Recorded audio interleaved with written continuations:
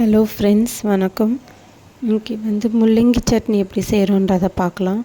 4 முள்ளங்கி தோல் சீவி வாஷ் பண்ணி எடுத்துக்கலாம். பொடிசாக வெட்டி தனியாக எடுத்துக்கலாம். அதையும்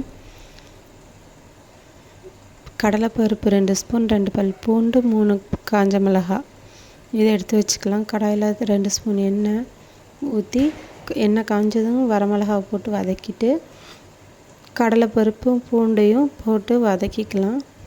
லைட்டாக ப்ரௌன் ஆனால் போதும், ரொம்ப தீய விட்டுறக்கூடாது. லைட்டாக ப்ரௌன் ஆனதுக்கப்புறம் வெட்டி வச்ச முள்ளங்கியை நம்ம சேர்த்துக்கலாம். சேர்த்துட்டு நல்லா கிளறி விடணும். பருப்பு முள்ளங்கி எல்லாமே ஒன்றா மிக்ஸ் ஆகிடணும்.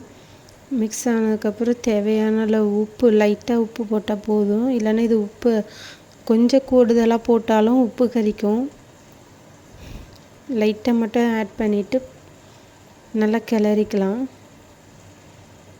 இப்போ முள்ளங்கி பச்சை வாசனை போயிடும். நமக்கு அது லைட்டாக வெந்ததும் தெரியும். முக்கால்வாசி வெந்ததும் இந்த ஸ்டேஜில் நல்லா வதக்கி விட்டுட்டு ஆற வச்சு மிக்ஸி ஜாரில் போட்டு அரைச்சி எடுத்துக்கிட்டோம்னா நமக்கு முள்ளங்கி சட்னி ரெடி ஃப்ரெண்ட்ஸ். நான் தாளிக்காமல் அப்படியே யூஸ் பண்ணுவேன். இதுக்கு அந்த வதக்கி போட்டதால் தாளிக்க மாட்டேன். சப்போஸ் தாளிப்பு வேணுன்றவங்களுக்கு தனியாக ஒரு கடாயில் கடுகு, உளுந்து போட்டு கருவேப்பிலை போட்டு தாளித்து ஊற்றிக்கலாம். இப்போ சர்வ் பண்ணுறதுக்கு அது ரெடியாக இருக்குது ஃப்ரெண்ட்ஸ். நான் தோசைக்காக இதை செஞ்சேன். நல்லாவே இருந்தது.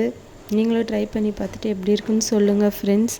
தேங்க்ஸ் ஃபார் வாட்சிங். என் சேனல் சப்போர்ட் பண்ணுங்கள் ஃப்ரெண்ட்ஸ். சப்ஸ்கிரைப் பண்ணுங்கள், ஷேர் பண்ணுங்கள், கமெண்ட் பாக்ஸில் கமெண்ட் பண்ணுங்கள் ஃப்ரெண்ட்ஸ். செஞ்சு பார்த்துட்டு உங்களுக்கு பிடிச்சிருந்தா கமெண்ட் பண்ணுங்கள். Thank you friends. தேங்க்ஸ் ஃபார் வாட்சிங்.